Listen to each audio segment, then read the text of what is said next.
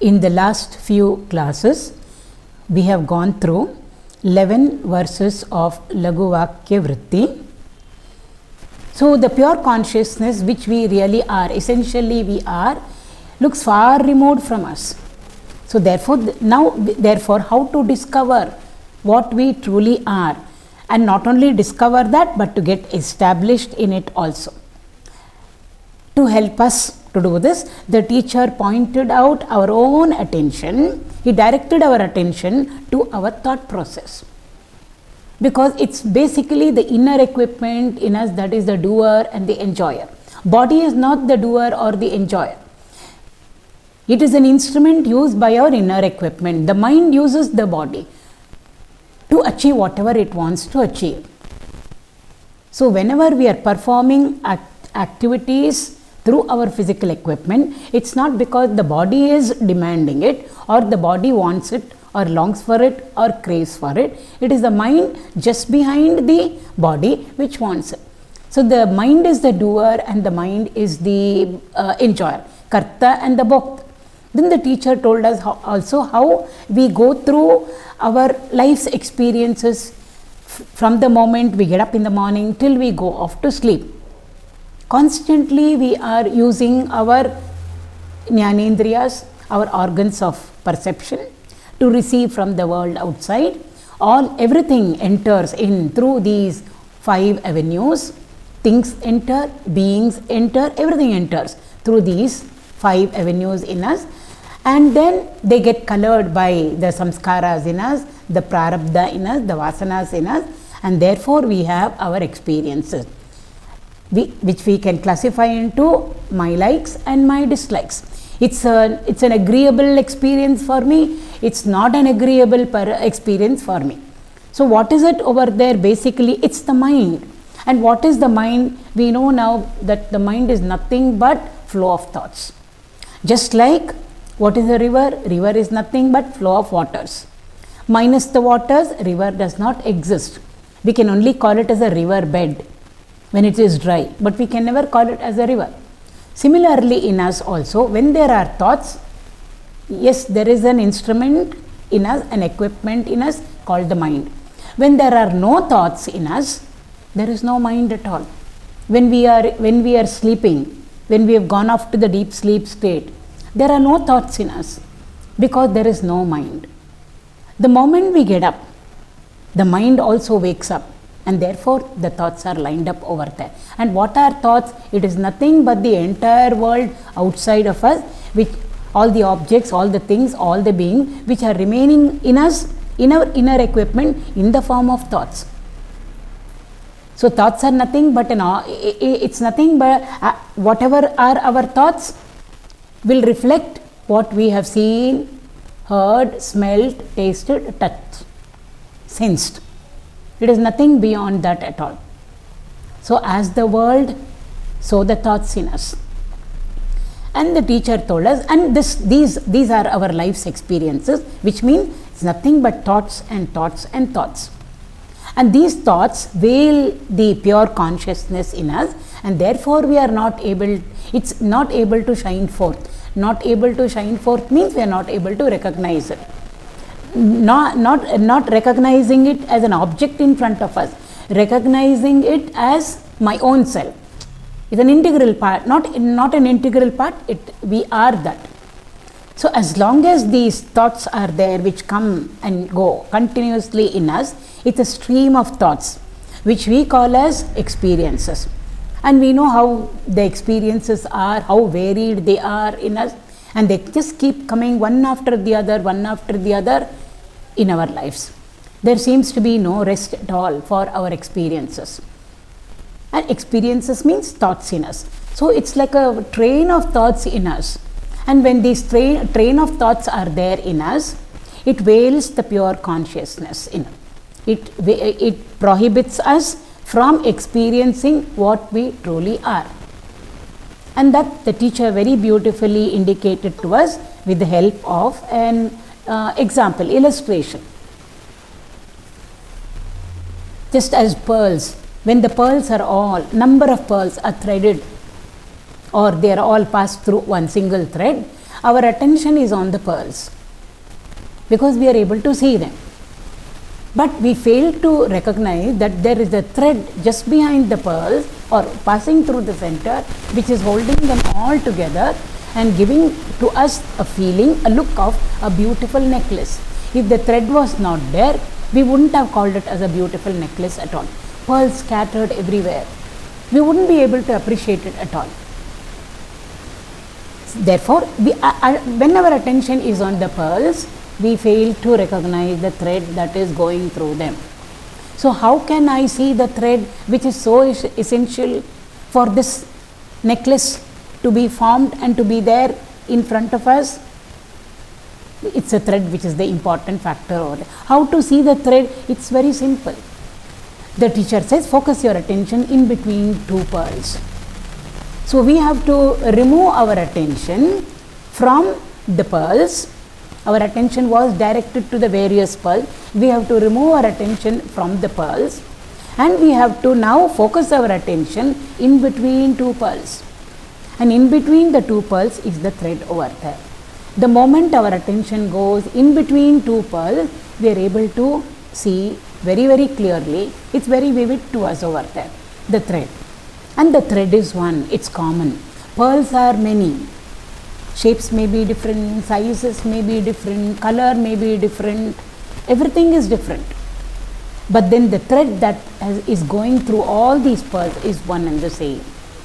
Likewise, the teacher told us all our cognitions means thoughts, all our thoughts which are coming one after the other, one after the other, one after the other in time and in space, they are all so varied.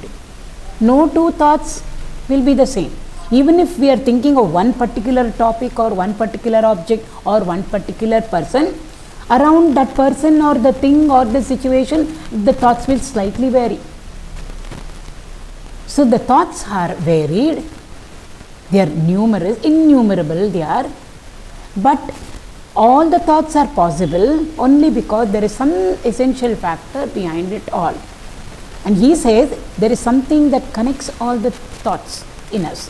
What is it that threads through all the thoughts? Just like what is it that connected all the pearls together? The thread over there. Here also the teacher said it's consciousness that is passing through each and every thought. It's a way of saying. When consciousness is there, pure consciousness is there, it illumines for us our thoughts. Because thoughts means mind. Mind is an equipment in us. It's a matter equipment in us. Mind is made up of subtle matter. Just like the body, physical body is made up of gross matter. And we know all matter is inert and insentient. It has got no life of its own. It has got no dynamism of its own. It can't move around. Here we see all the thoughts very seemingly very alive in us. They are able to influence us. They come and go in us, sometimes slow, sometimes fast. So there seems to be dynamism behind the thoughts. What is it that lent to these thoughts a dynamism? What is it that gave life to these thoughts so that we become conscious of them? It's the pure consciousness just behind it, or that pure consciousness which is threading through them all. So how can we now experience the consciousness which is the thread, which is threading through all the thoughts? So just like we did in the case of the pearls and the thread, the teacher said, don't focus your attention on the thoughts. All our attention, every moment of our lives is on our thoughts. As the thoughts, so we are. Means as the mind, so we are. And what is mind? It is nothing but why all these things which we call as our life, comprising of our comedies and our tragedies, our profit, our loss, our victory, our defeat, our joy, our sorrow. Why is it that we are experiencing all these things? Because of the ignorance that is there in us, spiritual ignorance in us. That is what colored everything and gave it two dimensions, two different ways of we experiencing it, the good and the bad, the likes and the dislikes. So therefore, actually in Viveka Chudamani, Adi Shankara says, mind alone is ignorance and ignorance alone is mind, he said. Where the mind is, in the morning when we wake up, mind wakes up, there is a whole world out there. First there is an inner world, and that inner world we externalize it, and therefore we see in front of us a world of things and beings. Actually we see and we experience what the mind wants us to experience. That is the coloring over there. How we are going to see the world depends on our samskara, which are just behind the mind over there. So the moment in the morning we get up, the mind has woken up, the world is there. At night, when the mind goes off to rest, no thoughts are there. So no mind, no thought, no world, whether it is internal or external, there is nothing at all. So therefore, masters say, mind is avidya and avidya is mind. So if we can transcend the mind, we have transcended or we have destroyed in us the spiritual ignorance. Once we have destroyed the spiritual ignorance, there the pure consciousness is evident over there. We don't have to bring it from somewhere. I am going to destroy this and then I am going to bring in the Paramatma Vastu in me. It's not like that at all. The moment we wipe this out, that is self-evident. It is already there in us. In fact, we are that. So therefore the teacher told us, remove your attention from the thoughts and now focus on what is it that is connecting the thoughts. The thoughts are all moving in one line over there. Procession of thoughts in us. Continuously, constantly, 24/7, 365 days, it's going on in us. So therefore the teacher said, look between two thoughts. This is the sadhana that the teacher is giving to us over here. So how to look between two thoughts? Because the thoughts come one after the other. It's like one thought is stuck to the next thought. So looks like there seems to be no way of separating out two thoughts. Only when we separate two pearls, we can see the thread in between. If two pearls are stuck to each other, then we can't see the thread in between them. Our thoughts are like that. They're all like Fevicol bound. So every thought is stuck with the other thought. So when the thoughts procession is going on, there is no way of seeing in between the thoughts. So if we can somehow or the other separate out at least two thoughts, if we can separate two pearls, then we can see the thread that is there in between. Similarly, the teacher tells us, see if you can separate out just two thoughts. Don't worry about so many thoughts. We have so many thoughts in us. He says, just turn your attention. So he is narrowing down our focusing. He is narrowing down our attention. Focus on two thoughts. So what are the two, how to focus? In the 11th shloka which we went through last time, he told us. Now we have a present thought. Right now there is a thought in us. In the present moment, we are aware of it. Why are we aware of it? Pure consciousness is there in just behind it. It's illuminating it for us, and therefore we become aware of it. Now that thought immediately will go off to the past. So from the present moment, the thought goes off into the past. So it's gone. What should happen now? From the future, one thought, fresh new thought must come. Come where? Come to the present. So from when the thought is in the future, consciousness is not illuminating it. It must come to the present. So from the future, one thought from the future comes to the present, and then we become aware of that thought also. So therefore the teacher told us, it's like a stay order. The present thought has gone off to the past. The future thought should come to the present. He says, don't allow it to come. Na udaya. Udaya means to rise. We say the sun rises in the east. So Suryodaya we say. So like that, when the thought is coming from the future, he says, don't allow it to come to the present. Don't allow that thought to rise. Which means it demands of us so much of our focus, attention over there. Focusing, concentration, all our attention should be there. If even a little bit our attention gets diverted, thoughts will rush and come in. They are waiting over there to barge in to us. So therefore we have to be very, very acutely aware, sensitively aware and make sure that the present thought has gone off to the past. It all happens very, very quickly. Not even 1 second. Second is the smallest time interval for our vyavahara. But even 1 second can be divided into smaller intervals. Millisecond, microsecond, nanosecond are there. 1 second, small intervals of even 1 second. Even that is possible. For us, 1 second itself is very fast. We don't even know how 1 second comes and how it goes away. So therefore, the present thought has gone off to the past. Now the future thought should come to the present. The teacher says, don't allow it to come.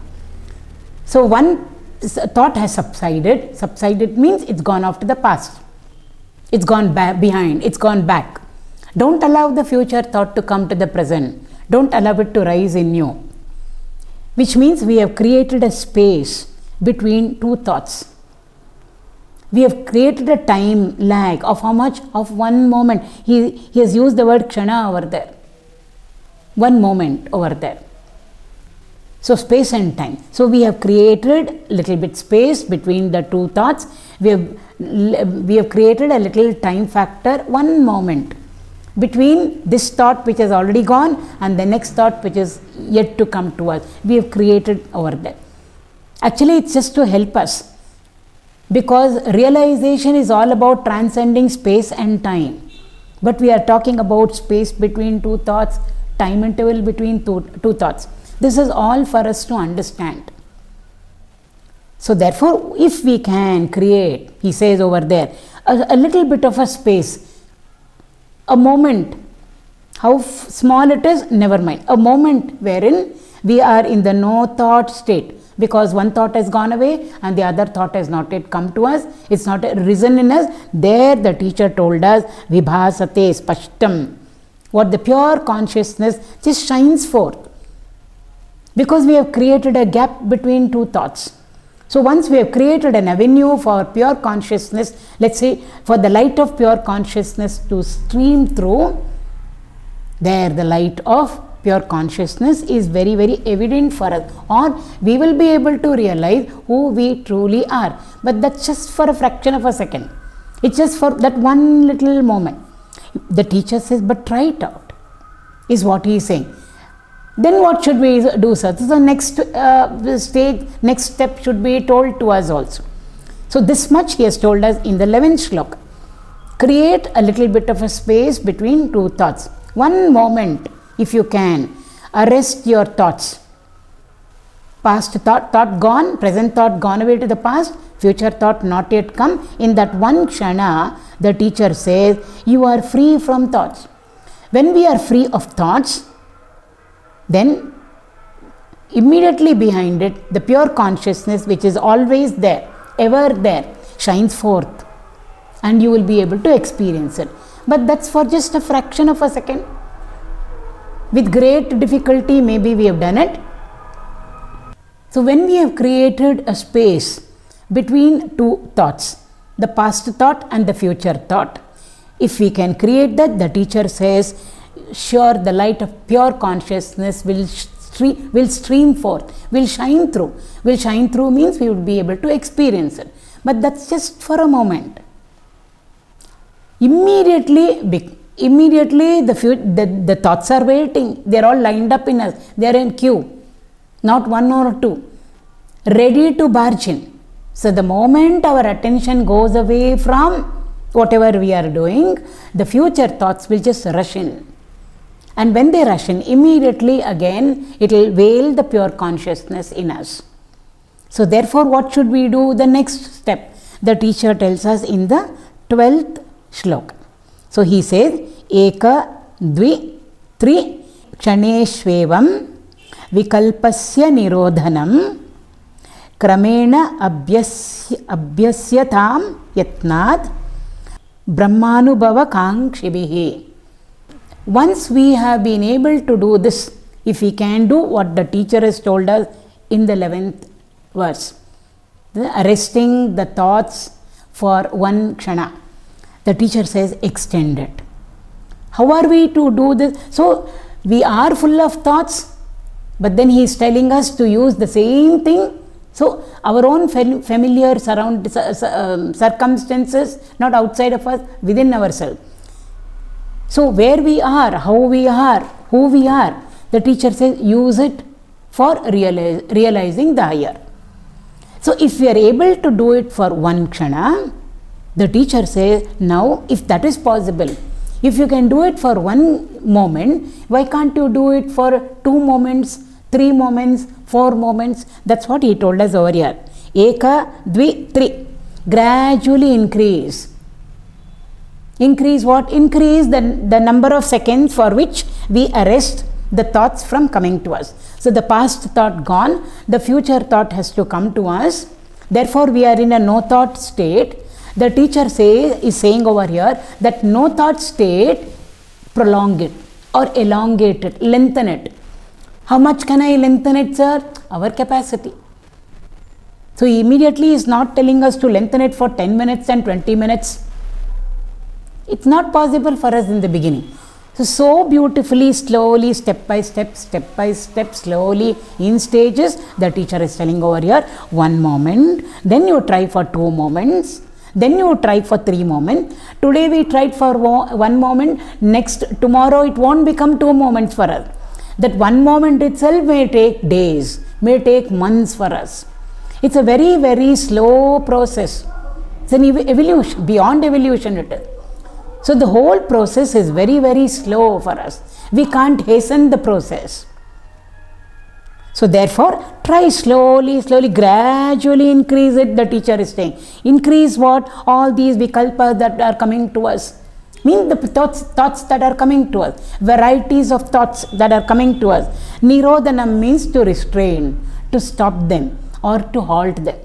So slowly halt the procession of thoughts coming. How long should I halt it? Because the past thought has gone away. Now in the present we are empty of thoughts. How long should I halt them? In the beginning for 1 moment, then try for 2 moments, then try for 3 moments, let's say for 1 second, then 2 seconds extended, then 3 seconds extended, slowly, kramena abhyasyatam yatnat. It's not easy. The teacher is telling us over here. Yatna means effort. We have to put in lot of effort over there. Because it's so easy for us to send the mind outward. We don't have to do anything at all. It's like dropping an object from our hand. Easily it will go down. We don't have to put in effort to push an object down onto the ground. Gravity will do it. All that we have to do is release our hold on the object and it will just freely fall. But to make an object come up from lower level to a higher level, we have to do it against gravity. We have to work against gravity. Their effort is needed. Because gravity will try to keep it down. In spite of it, we want to raise this particular object, let's say from the ground floor to the first floor. Lot of energy we have to put in. And if we have to raise it to the second floor, to higher altitudes, more effort we have to put in. That is why going down is very, very easy. Rising up is very, very difficult for all of us. Similarly, the mind going out is very easy. It's like gravity pulling the mind. It's so effortless. How much of effort should we put in for us to become extroverted and to get inputs from the world outside? Seeing, hearing, smelling, tasting, touching, feeling, thinking, interacting with things, interacting with beings, interacting in circumstances and situation. It's so effortless. Easily it will go. But to make a U-turn over there and to go back to the source, it's a U-turn we have to do. And to go back to the source, what is the source? The pure consciousness, because of which everything became possible. That is like going against the stream. So that is very, very, very, very difficult. Again in Viveka Chudamani, Adi Shankara gives a very beautiful example. He says, supposing you drop a ball, unintentionally, we didn't want to drop it, but it just slipped off from our hands. Not on the ground, it fell on a flight of stairs. So when the ball drops off from our hand, it goes down with so much of velocity. Why? Gravity is pulling it down. It doesn't rest on the first step because it's already picked up so much of momentum, and it's a flight of stairs. So quickly it will go down. Maybe on the first step, and then it will pick up little more momentum, more buoyancy, and then out from the first it may land up not on the second but maybe on the 5th step, then it will go to the 10th step, then it will go to the 20th step. So fast it will go, and we have to run all the way down to pick it up. But the same thing, if we have to collect something and walk up the flight of stairs, it needs so much of energy. We have to expend energy. Descending stairs is easier. To climb up stairs is difficult even for us because it's all against gravity. So since Janmas, we've always been extroverted. So it's the most comfortable thing for us to do. But to make a U-turn and to go back inward, which we have never done in all our Janmas lives, demands lot of energy. On a hill station, when we are climbing up, there are ups, there are downs, the road is curved over there. So it's really taxing on the vehicle when it is moving uphill. Downhill is very easy. And even when it is moving uphill, there are U-turns, hairpin bend we call it. When there is a U-turn over there, enormous strain is there on the engine. And lot of alert, the driver at that point, just behind the steering wheel, should be very, very alert. Even he is focusing and concentrating there. Why? U-turn over there. So therefore over here the teacher tells us slowly, 1 moment, 2 moments, 3 moments, like that increase the time interval between the thought that has already gone away and the thought that is yet to come. If we can slowly increase that time or that gap, in which state are we in? We are in a state where there are no thoughts, thoughtless state. Not the other thoughtless. She is so thoughtless. We are not talking about that. Thought-less. So absolutely we are devoid of thoughts. When we are absolutely devoid of thought, the teacher told us earlier, when there are no thoughts in you, and what is no thoughts means? We have for the time being transcended our own mind. Not that the mind has gone off to rest, like in the deep sleep. This is not the case. We have transcended our mind. It's like bypassing over there.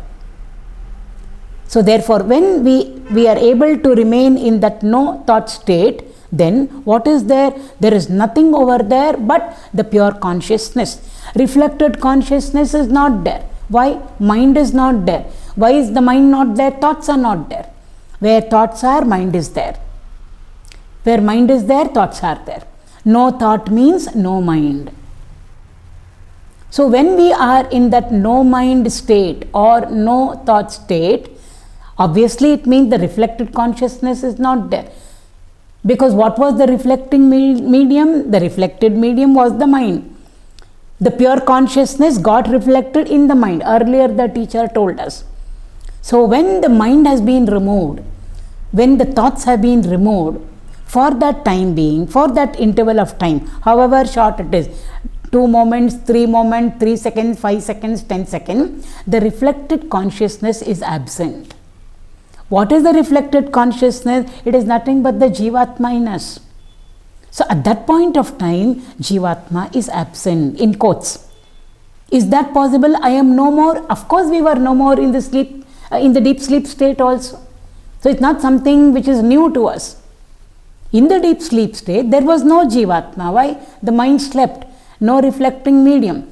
Therefore, the pure consciousness did not have a reflecting medium in which it could get reflected. So therefore, in the deep sleep, Jivatma was absent.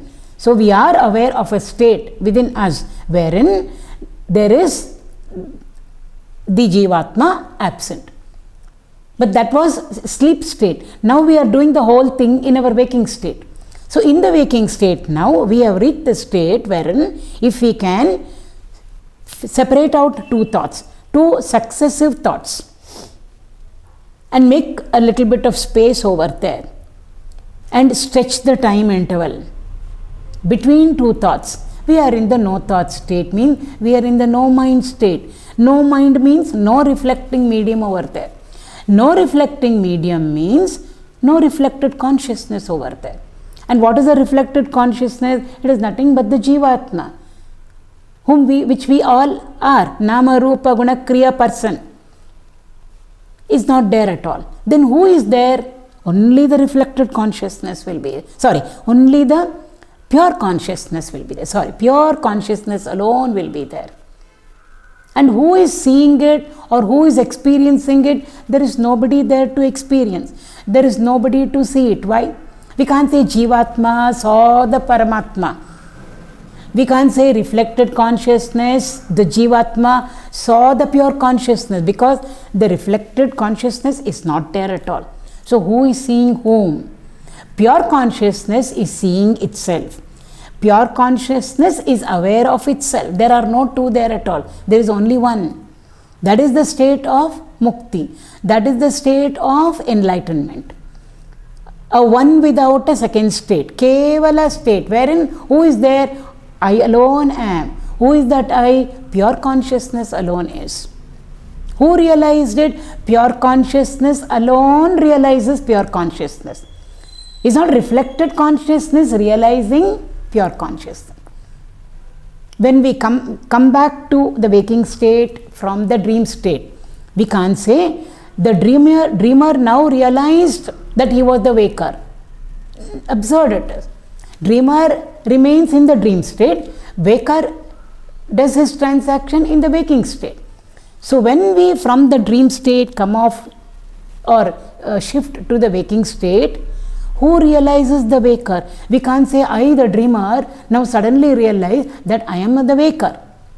Thank God I am the waker. Therefore, whatever I did in the dream, I have nothing of that can contaminate me or nothing can influence me. That's the way we say it. Means the dreamer was there, but who is the one over there who is saying it all? It's only the waker. There is no dreamer in the waking state at all. So who realizes? Waker alone realizes the waker. Dreamer must become the waker. Then only we can talk about the dream also. It's not the dreamer talking about the dream in the waking state. It's not like that at all. So when we come back to the waking state and then we talk about the dream, the waker alone is talking, the waker alone realizes the waker. We can never say the dreamer realized the waker. It's not. Where is the dreamer in the waking state to say I realize the waking state or I realize that I am a waker and I am not a dreamer? Dreamer is null and void there. So then who realized? Waker alone realized the waker.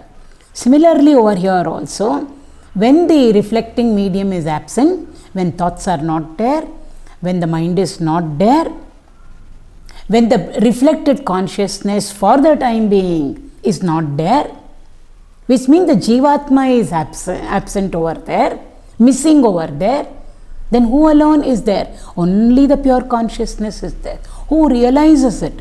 It's not the reflected consciousness realizing the pure consciousness. Pure consciousness realizes itself. It alone knows itself. It alone experiences itself. Because in that state, there is no two at all. Leave alone multiplicity, 3, 4, etc. Therefore, the teacher in this 12th shloka told us, slowly, we can't hasten. We can't be do it fast. Yes, we must hasten, but we must hasten slowly. Slow doesn't mean today I did meditation, contemplation, then after 1 month I will do, or next week I will do. So we have to, yes, the process is slow, but we must hasten also. So hasten slowly is what our masters are telling us. It's a very gradual process, step by step. Therefore, yatnat, put in all your effort, kramena, slowly, step by step. Krama means step. So there is no jumping steps over here, there is no double promotion, there is no triple promotion over here for all of us. Slowly, he says over here, vikalpasya nirodhanam, restrain. Nirodhana means to restrain. Restrain means that creating that gap between successive thoughts, to control the thoughts. Slowly, slowly the teacher says, control your thoughts. And for that, we have to put in lot of effort. It's not easy at all. Because we are our thoughts and the thoughts are we. No thought looks like we are almost dead. We don't seem to exist at all. We can't even think of a situation where there are no thoughts in us as of now. So therefore we must get that little bit of an experience of being able to at least separate out two thoughts for one moment first. That itself is very difficult. Then extend it. The teacher told us, Vikalpasya Nirodhanam Kramena, slowly through Abhyasa. Put in lot of practice. Is it possible? It is possible. In the 6th chapter, Arjuna asked Krishna, told Krishna, very difficult, Krishna, to contain the mind, to control the mind. Mind control means thought controlling the thoughts. Very difficult, he says. I don't think it's possible at all. Bhagavan says, yes, I completely agree with you. It's not easy at all. But you can do it. Abhyasa, he says, and Vairagya. These two factors will help you to proceed on the spiritual path. It is possible. So, Abhyasa is the word over here used. And why should we do all these things? The teacher is not compelling any one of us at all. He says, Brahmanubhava Kangshibihi. If you are a person who wants to seek the experience of Brahman, Brahman means what? Pure consciousness. Pure consciousness means what? We. Each of us has to tell ourselves we. If you want to know yourself as you are supposed to be known, if you want to know your true essential nature, which you really are, which for whatever reasons you have mistaken yourself to be something else. To mistake ourselves to be something is such a tragedy. I thought I was so and so, some other name. How can we be somebody else? I am me, she is she. But for some reason, suddenly we forget our nature, we forget our name, we forget from where we are, we forget everything of ourselves, and we have mistaken ourselves to be her, to be she. It can be such a tragedy over there, so complicated it becomes. That's what we are all doing. We all have we have forgotten our true nature, our real essential nature, and we have taken ourselves to be something else. That is the biggest tragedy of the human being. Therefore, the teacher is telling us now to wake up. At least now wake up and try to realize who you really are. So, all of this spiritual sadhana, first of all the knowledge, jnana, and then we have to put it into practice. All the spiritual sadhana, which is so difficult, walking it is like walking on the razor's edge, Katha Upanishad tells us. But it is all for those who really want to inquire into who they truly are. If we are fine with whatever we are and wherever we are, then Adi Shankara is not talking to us at all. He says, you do whatever you want to do. But for some reason, if we have woken up and we have said enough is enough, if that happens in us, everything is fine. Food, clothing, shelter, everything taken care of, plus comforts taken care of. Whatever we have needed, we want in our lives, everything has come to us. By God's grace, everything we have got.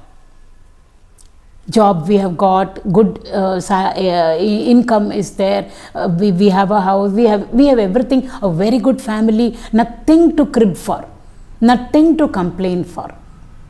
Even then, we will feel inside, I have everything. At some point of time, it will come to all of us. It's just a matter of time. When it will come to each one of us, how it will come to us, it will be different. Some point of time, we will start thinking, yes, I've got everything in my life, but that but is enough for all of us. But is this all life is about? Is this all about life, just this? Or is there anything more to it?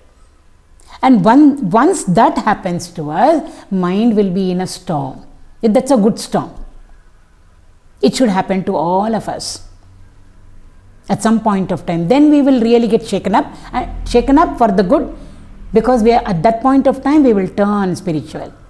So at some point of time in us, everything is all right, everything fine, everything, there is nothing for the mind to get agitated, worried, anxious, but something will happen in us, like a small little storm will happen. That is what we call as Ashada, windy season. We are not talking about a windy season outside, we are talking about a windy season inside us. In our tradition, whether we follow the lunar calendar or the solar calendar, all our New Years come very quickly, in 15 days different, that's all. We just have finished our Sauramana Yugadi, Chandramana Yugadi, all of them. So whichever calendar we follow, Chaitra is the beginning of our New Year. Every month, 12 months are there. Each month over there, all the 12 months, starting from Chaitra Masa onwards, all months, the Sanskrit name itself indicates to us one standard. Standard 1, standard 2, standard 3rd, standard 4th standard, like that. We go up, we go up, we go up till the 10th standard. Similarly, in our spiritual journey, each one of these months, the name of the month indicates to us a particular stage in which we are spiritually. So Chaitra indicates something, Vaishaka indicates something else, Jyeshta indicates something else. Ashada indicates to us the storm within us, wherein we start feeling very, very uneasy. Why are you feeling so uneasy? Everything is fine, but something lacking in us. What is lacking? Nothing is lacking outside, externally. But something we start feeling inside us, a craving to know more, to search for that which we truly are. Who am I? All these questions will start slowly coming to us. The inside will be all stormy, windy season, Ashada. In Ashada only our Guru Purnima comes. The festivals also, from New Year up to Mahashivaratri. All of them, all the festivals also, we can consider them as standard 1, standard 2, standard 3, standard 4. They all are indicate to us our spiritual journey, from where we are to what we are, who actually we are. So New Year, Yugadi, up to Mahashivaratri, entire cycle. Similarly, the months also. So that Ashada should happen in all of us. If Ashada happens to us, then we've really woken up a little. We are not talking about the sleep that we go through every day. Spiritually, we have to little bit wake up. That will happen to us. That happened to Arjuna. The first chapter of the Bhagavad Gita indicates what he was going through inside. He was going through a storm inside. For him it was the battle. But all of us are Arjunas. Therefore, very beautifully masters say, Arjuna's sthiti is very important. Arjuna's sthiti is a must for all of us. If Bhagavan's Upadesha afterward, the entire Gita which comes later on, is to really change our lives, change us and transform us for the good. That Arjuna sthiti itself should come to all of us. So it's not a negative sthiti over there, what Arjuna goes through. That is why his very sthiti, wherein he is almost going, he is collapsed over there, mentally he is depressed, intellectually he is blank, and physically he is collapsed over there, he is fallen off on the floor of the chariot, he can't even hold the Gandiva in his hand properly. But still, that itself, his very state is called as Vishada Yoga. What he is going through itself is called as a yoga, because from there onwards, climb up. So that state, again, how we go through it, how we go through that state, each one of us, it's so different for all of us. Valmiki, Ratnakar went through that, and therefore he became Valmiki. Srinivasa Nayaka went through that stormy state inside, and therefore we are Purandaradasaru. So like that, it happens. When it is going to happen, in what stage of our life, whether it's going to happen in this Janma or the next Janma, how it will come to each one of us, it all depends on how we have already programmed our lives till now, what we are right now. From here onwards, our journey will start. So there are no immediately shifts like that. Slowly we have to go. Therefore the teacher says over here, those who seek to experience Brahman. Seek to experience Brahman means it's not that we want to know somebody out there. Why should we be interested in knowing somebody out there whom we are not connected with at all? I want to know somebody who is there in Jayanagar. I want to know somebody, I heard of the name, I heard of this, somebody in Chennai or somebody in Mysore. It's okay to know about people who have made it in society, a name, whatever, for whatever services they've done. It's okay. But why? I mean, what will it do to us? Yes, it can add to our lives a little bit, but what will it really do to us? So therefore, to know people is one thing. If we can learn from them and if we can improve our lives, that's one thing. But main thing is to know ourselves. Who wouldn't like to know about themselves? But the teacher is saying over here, if you wish to experience who you are, that Brahman state that you really are, the pure consciousness, if you wish to experience which you really are, then you should practice this. Kramena, slowly, step by step practice. And put in all your effort to do what? To make that space or the time factor between two successive thoughts more and more. This is what has been told to us in the 12th shloka. In the 13th one over here, so therefore the teacher has told us what to do now.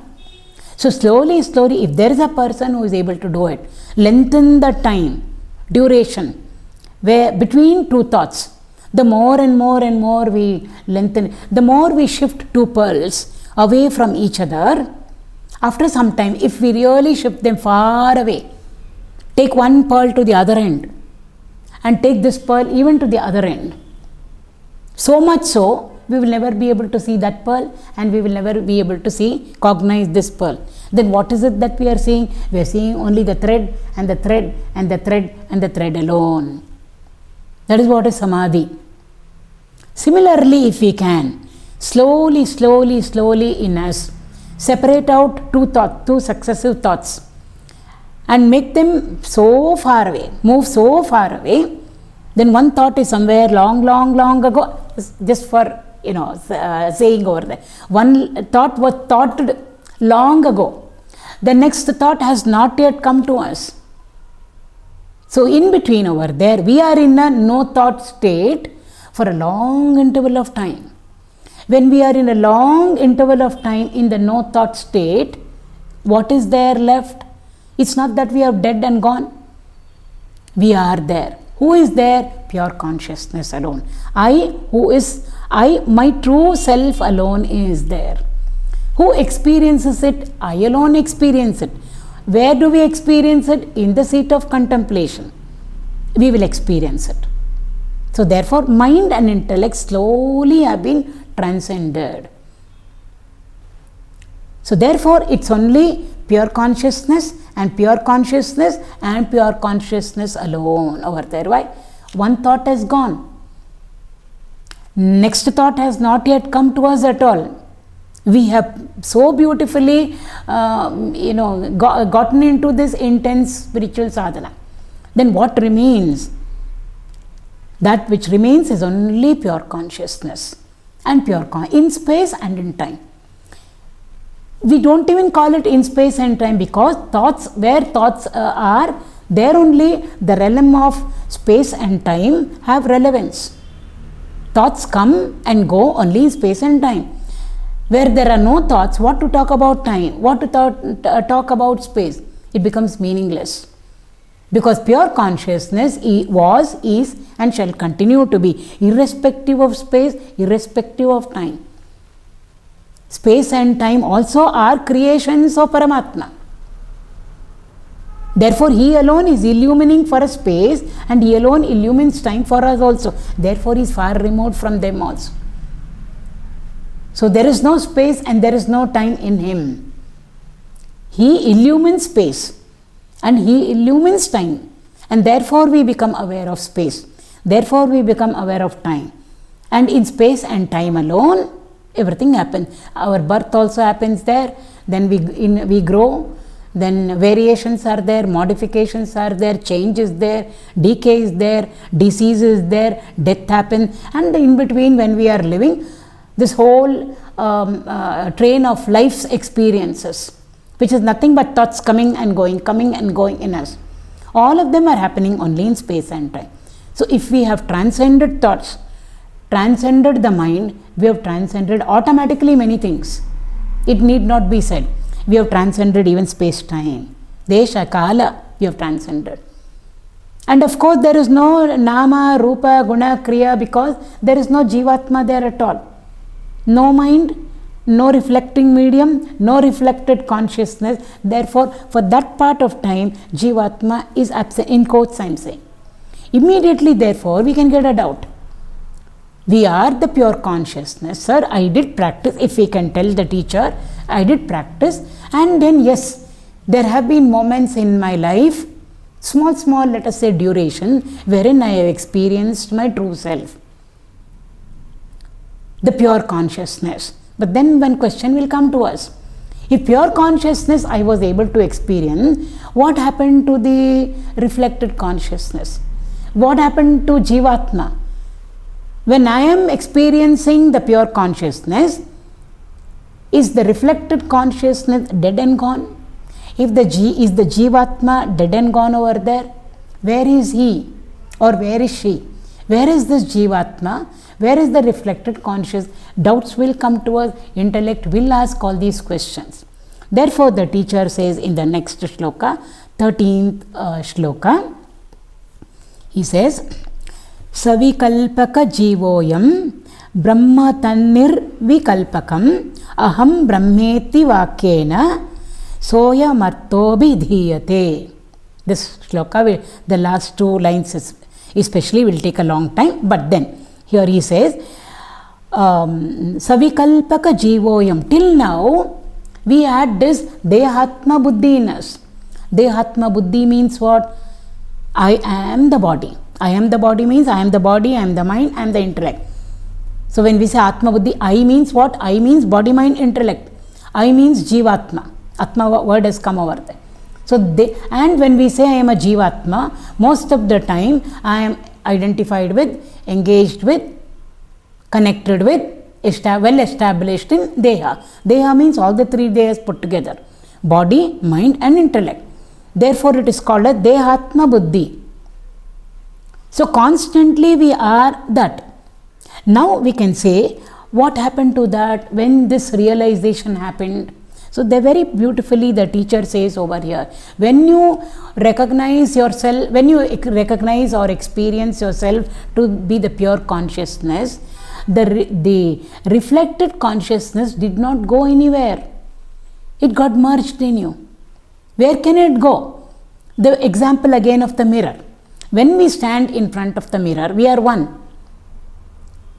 Me, myself, when we go and stand in front of the mirror is the reflecting medium. In the reflected medium called the mirror, we see ourselves. So we are our true self, Jivatma. There is the reflected me over there, which we know is apparent, virtual, not real. Virtual means unreal. Why? It's not real, it comes and goes. That we are sure. But we saw too. Now we can ask ourselves, supposing the mirror is moved away from us. When the mirror is moved away from, children can ask. Children go and stand in front of the mirror. They see their own reflection. So they think they are too. I am there and I am there also in the mirror. Now if the mother moves away the mirror, the child can't see itself over there. The child can ask. That person, me, myself, who I was able to see in the mirror, of course it was different from me. Mummy, where did it go? Did it go away from where did it come from? Because I am only one. Suddenly I saw two. And then when the reflected medium is taken away, where did it go? We can also ask the same thing. We saw ourselves as the reflected consciousness, as the Jivatma. It's the Jivatma which we are holding on to. We are rooted in it, well established in it, identified with it. We have the Dehatma Buddhi, it's solid in us. We thought we are only one. But then now the teacher has told us, no, you are two. There are two. Pure consciousness is there, reflected consciousness is there. That is Jivatma. Now we can ask the teacher, once that realization happens, when we enter into that no thought state and then realize ourselves to be the pure consciousness, then what happens, sir? Where did that reflected consciousness go? Did it come from somewhere? And now after my realization, did it go away from somewhere? Did it have a birth and did it have a death over there? So the teacher is saying over here, very beautifully he says, it didn't go anywhere. From where it came, it went back there. From where did that reflected consciousness come? It came not because of the mirror. It came from us only. We, the reflected consciousness itself got reflected in the reflected medium and became the reflected consciousness. So therefore, reflected consciousness itself became, pure consciousness itself became the reflected consciousness, the Jivatma. Then when realization happens and the reflecting medium has been removed because we have entered into no thought state, where will that reflected consciousness or Jivatma go? It disappears into its own source. That is called as seeking the source. Once we have searched for and sought for the source, and once we have become the source, there are no two at all. So there were two, Jivatma was there, Paramatma was there. Pure consciousness was there, reflected consciousness was there. When realization happens to a person in the seat of contemplation, what happens to Jivatma? What happens to the reflected consciousness? That's what the teacher is saying. It just merges back. It's just gone back into the source from which it came. What was the source? Because we know something cannot come out of nothing. Something was there which we are calling as Jivatma. If that something is there, it must have come from something. No, it is not there. The person in the seat of contemplation is not the Jivatma. He has realized that he is the Paramatma. He has realized that he is the pure consciousness. Where did it go? It's disappeared into him. It's a very beautiful concept over here. Even just to do our manana on this and to get well established, even to intellectually appreciate it, we need to do our manana. So where did it go? The teacher is saying it just went back into you. So therefore he is saying there are no two, it's all one only. So which means Jivatma is nothing but it is Paramatma in essence. That we should be very clear. Because if we say Jivatma is Paramatma, then it becomes I am God. I am God as I am. But we know we are not God. We are mortal, we are finite, we are conditioned, we are limited. We are in space-time world, conditioned by cause-effect relationship. Paramatma is totally opposite of all that. Infinite, limitless, unconditioned, all-pervading, beyond space-time. Space-time can't touch him. Cause-effect can't touch him. So if we go around saying I am God, it is already absurd it is. Therefore the teacher is very carefully telling us, it disappeared into you. So Jivatma is nothing but Paramatma. Reflected consciousness is nothing but pure consciousness in essence. And the whole thing, whatever we have been going through since the 13th, 12th shlokas, because we are in the 13th one, all of this the teacher says is all put in over there in one of the great Mahavakyas. What is that great Mahavakya over there? Aham Brahmasmi. I am Brahman. There are 4 Mahavakyas, one of them, which we will go through in detail next time. So the essence of the first two lines of the 13th shloka is Jivatma is none other than Paramatma in essence. Not literally, we should not take it, in essence. Why? It just disappeared. So the source, ultimately the source alone is. And what is the source? Pure consciousness. From the pure consciousness, reflected consciousness came out. the Jivatma came out. Why? Reflecting medium was there. When the reflecting medium is transcended or totally removed, where did the reflected consciousness disappear, go? Where did Jivatma disappear and go away? It just disappears into the pure consciousness. In that sense, the Jivatma is none other than Paramatma in essence. We will take up the 13th sloka a little more in detail in the next class.